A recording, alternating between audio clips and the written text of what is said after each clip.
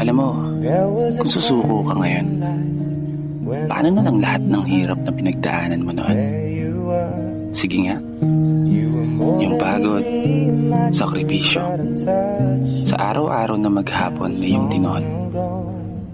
Hahayaan mo na lang ba na masayang lahat ng yun? Mapapayagan mo ba na hanggang dyan ka na lang ngayon? Kasi ako, hindi ako papayag. Ipagpapatuloy ko yung pangarap ko, whatever it takes. Ano man na maging resulta nito sa dulo, ilalaban ko yung pangarap ko, gaya ng pinangako ko sa sarili ko. Kaya ikaw, huwag kang susuko. Ganon din sana ang gawin mo.